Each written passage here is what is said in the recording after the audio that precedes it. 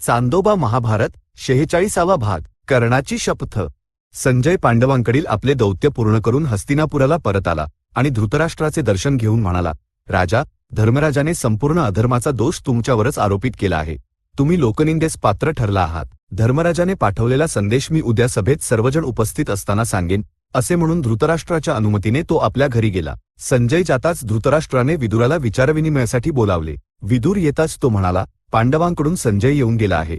मला निद्रा लागत नाहीये, मनात अस्वस्थता निर्माण झाली आहे। माझा संताप दूर करणारी वचने सांग। धृतराष्ट्राला निद्रा न येण्याचे कारण पांडवच आहेत, हे जाणून विदुराने त्यांची योग्य ती निर्भर्त्सना केली आणि तो म्हणाला, राजा, तुम्ही भूमीसाठी असत्य बोलू नका आणि वंशाचा नाश होणार नाही याची काळजी घ्या।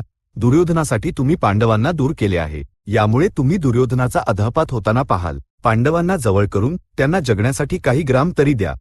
आपल्या पुत्रांना नियंत्रणात ठेवा। आप्तांशी वैर करणे योग्य नाही। संकटकाळात सहाय्य करणारे तेच आहेत। त्यावर धृतराष्ट्र म्हणाला, मी सदैव पांडवांविषयी शुभच विचार करतो, परंतु दुर्योधनाचे स्मरण होताच माझी बुद्धी पालटते। हे सर्व दैवयोग आहे। मी काय करू शकेन? दुसऱ्या दिवशी सकाळी धृतराष्ट्राची सभा पूर्णपणे भरली होती। दुर्योधनाला युद्धात सहाय्य करण्यासाठी आलेले सर्व राजे संजयने पांडवांकडून आणलेला संदेश ऐकण्यासाठी उत्सुकतेने सभेत आले। त्या सभेत संजयने प्रवेश करून सर्वांना नमस्कार करून म्हटले, हे राजन, मी पांडवांकडे जाऊन आलो आहे। त्यांनी तुम्हा सर्वांची कुशल विचारणा करण्यास सांगितले आहे। ते सर्वजण कुशल आहेत।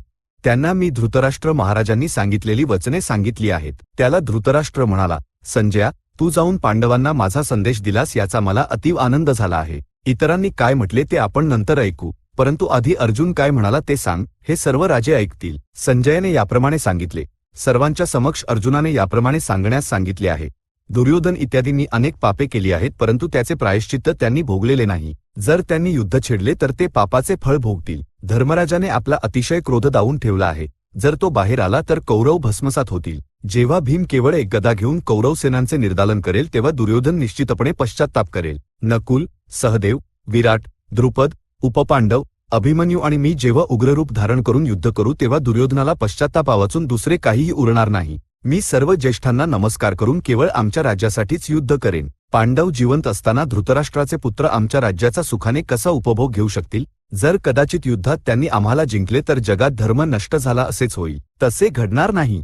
जर युद्ध अटळ झाले तर धृतराष्ट्राच्या वंशाचा समूळ नाश होईल। कर्णासहित धृतराष्ट्राच्या सर्व पुत्रांना मीच मारीन। त्यामुळे तुम्ही काय करणार आहात याचा निर्णय घ्या। तेव्हा भीष्म दुर्योधनाला म्हणाले, तू कर्ण, शकुनी आणि दुःशासन यांच्या बोलण्याला भुलून बिघडत चालला आहेस। कौरव आणि पांडव यांच्यातील युद्ध टाळ, अन्यथा विनाश अटळ आहे। या शब्दांवर कर्ण क्रुद्ध होऊन म्हणाला, भीष्म, माझ्याविषयी तुम्ही जे शब्द उच्चारले आहेत ते जर दुसऱ्या कोणी उच्चारले असते तर तो जिवंत राहिला नसता। मी राजधर्मापासून किंचितही ढळलो नाही। दुर्योधन इत्यादींशी मी कधीही कोणताही द्रोह केलेला नाही। युद्धात मी एकटाच सर्व पांडवांना जिंकू शकेन। जे आरंभापासूनच शत्रू आहेत त्यांच्याशी शांती कसली? धृतराष्ट्र महाराज आणि दुर्योधन यांना जे जे प्रिय आहे ते सर्व मी करेन। तेव्हा भीष्म धृतराष्ट्राला म्हणाले, हा कर्ण आपण पांडवांना मारू शकतो असे वारंवार सांगत असतो। पांडवांनी केलेल्या महान कार्यांपैकी एकही कार्य याने केलेले नाही। हीन आणि दुर्बुद्धी असणारा हा पांडवांविषयी अपमानजनक बोलतो। गोग्रहणाच्या वेळी जेव्हा अर्जुनाने याच्या धाकट्या भ्रात्याला मारले तेव्हा याने काय केले? घोषयात्रेच्या वेळी जेव्हा गंधर्व दुर्योधनाला पकडून घेऊन गेले तेव्हा याने काय केले? पांडवांनीच तर त्याची सुटका केली ना। कर्ण केवळ बोलण्यात शूर आहे, कृतीत नव्हे। याच्या शब्दांवर विश्वास ठेवू नका। द्रोण बोलू लागले, भीष्मांनी दिलेला उपदेश उत्तम आहे। अर्जुनाने संजयाच्या माध्यमातून पाठवलेल्या संदेशात काहीही असत्य नाही। पांडवांशी संधी करा असे मी नेहमीच सांगत आलो आहे ना, असे ते म्हणाले। भीष्म आणि द्रोण यांच्या शब्दांवर धृतराष्ट्र काहीही न बोलता, धर्मराज काय म्हणाला असे त्याने संजयाला विचारले। धर्मराजाला युद्धात कोण कोण सहाय्य करत आहेत हे संजयाने सविस्तर सांगितले आणि धर्मराज युद्धासाठी सिद्ध आहे असेही सांगितले। परंतु धृतराष्ट्राला भीमाचे स्मरण होताच कंप सुटतो। संजयने सांगितलेले सर्व योद्धे एका बाजूला आणि भीम एका बाजूला असा त्याचा विश्वास होता। भीमाचे बळ कसे आहे हे केवळ भीष्म, द्रोण, कृप आणि त्याला स्वतःलाच ज्ञात आहे। भीष्म, द्रोण आणि कृप युद्धात अनिवार्यपणे आपल्या पक्षाकडून लढतील, परंतु त्यांच्या मनात पांडवांविषयी कोणतेही वैर नाही। या सर्वांचा विचार करताच धृतराष्ट्राला कौरवांचा विनाश डोळ्यांसमोर दिसू लागला। अर्जुन कधीही युद्धात पराभूत झालेला नाही। त्याचा सामना करणारे कोण आहेत? कर्णावर विश्वास ठेवता येत नाही। द्रोण वृद्ध झाले आहेत आणि शिवाय ते अर्जुनाचे गुरु आहेत। युद्धामुळे कौरव वंशाचा नाश अटळ आहे। युद्ध न करण्यातच सर्वांचे कल्याण आहे असे मला वाटते। जर सर्वांची सहमती असेल तर आपण शांतीसाठी प्रयत्न करूया, तो म्हणाला। त्या शब्दांवर संजय धृतराष्ट्राला म्हणाला, राजा, सर्व समस्यांचे मूळ कारण तुम्हीच आहात. कुरुजांगल भूमी सोडून उर्वरित सर्व राज्य पांडवांनीच तुम्हाला जिंकून दिलेले आहे ना. ते सर्व तुम्ही स्वतःचे करून घेतले आहे. ते सर्व तुमचेच आहे. अशाच विचारात तुम्ही आहात. तुमच्या अधिपत्याखाली असलेल्या अनेक राजांनी पांडवांची शक्ती ओळखून त्यांचा पक्ष घेतला आहे. जर दुर्योधनाला नियंत्रणात ठेवले नाही तर मोठे संकट ओढवेल. तेव्हा दुर्योधन पित्याला म्हणाला, आपण पराभूत होऊ अशी तुम्हाला भीती का वाटत आहे? आपण निश्चितच विजयी होऊ. तुम्हाला आणि विदुराला सोडून आपल्या सर्वांना मारण्याचा कृष्णाचा उद्देश आहे. जर पांडव खरोखरच युद्धात जिंकू शकत असते तर ते 5 गावे का मागत आहेत? भीमाला पाहून तुम्हाला भीती का वाटते? मी माझ्या गदेच्या एकाच प्रहाराने भीमाला मारू शकेन. भीष्म एकटेच पांडव सेनांचा नाश करू शकतात. त्यांच्यासोबत द्रोण आणि अश्वत्थामा मिळून अर्जुनाला मारू शकणार नाहीत का? कर्णाकडे इंद्राने दिलेली शक्ती आहे. पांडव सेनेतील खरे योद्धे केवळ पांडव, धृष्टद्युम्न आणि सात्यकीच आहेत. आपल्या पक्षात असे कित्येक योद्धे आहेत. त्यानंतर त्याने संजयाला विचारले, पांडवांचे युद्ध धोरण काय आहे? कौरव सेनांमधील कोणकोणत्या सेनांना आणि योद्ध्यांना पांडव पक्षाच्या योद्ध्यांनी आपल्या वाट्याला नेमून घेतले आहे? हे संजयाने सविस्तर सांगितले. ते विवरण ऐकून धृतराष्ट्र व्याकुळ झाला आणि दुर्योधनाला म्हणाला, पुत्रा, युद्धाचा विचार सोडून दे. सर्वजण तुझी प्रशंसा करतील. तुला सुखाने जगण्यासाठी अर्धे राज्य पुरेसे आहे. पांडवांना थोडे राज्य दे. अज्ञानाने विनाश ओढवून घेऊ नकोस. मला कोणाचेही शब्द ऐकण्याची आवश्यकता नाही. पांडवांवर विजय मिळवण्यासाठी मला कोणाच्याही सहाय्याची गरज नाही. कर्ण आणि दुःशासन असले तरी पुरे.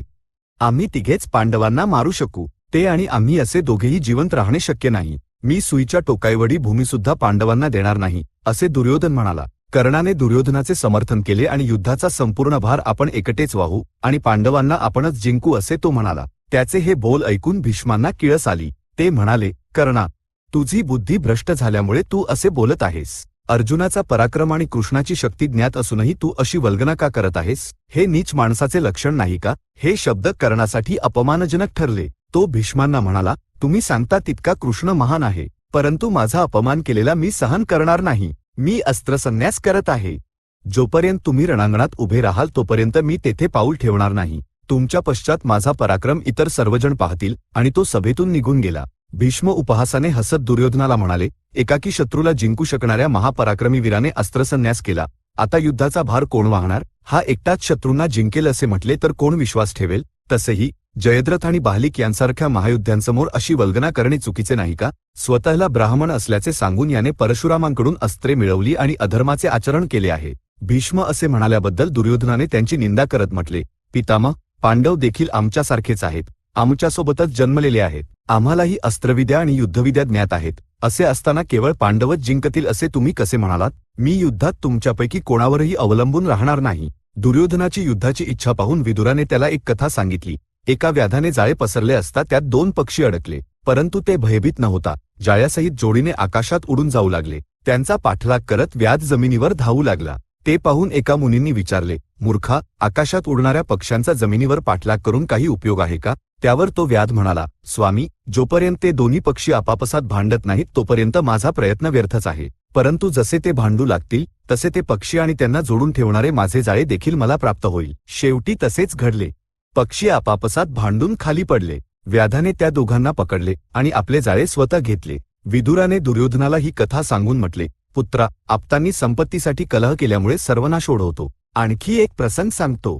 आम्ही एकदा किरातांसोबत गंधमादन पर्वतावर गेलो होतो. तेथे एका भयंकर दरीत मधाचे एक मोठे पोळे होते. ते मध प्राशन केल्यास वृद्धत्व आणि मरण येत नाही आणि त्यांना दृष्टी प्राप्त होते असे तेथील लोकांनी सांगितले. आमच्यासोबत आलेल्या किरातांनी त्या मधाची अभिलाषा धरली आणि क्रूर सर्प संचार करत असलेल्या त्या दरीत उतरून मृत्यूला प्राप्त झाले. त्यांनी मधाची अभिलाषा तर धरली, परंतु ते मिळवण्यात असलेला धोका विचारात घेतला नाही. उद्या राज्यासाठी पांडवांशी युद्ध करणे हे देखील असेच अविवेकपूर्ण ठरेल. चांदोबा महाभारत 46वा भाग संपूर्ण. सद्य स्वस्ती.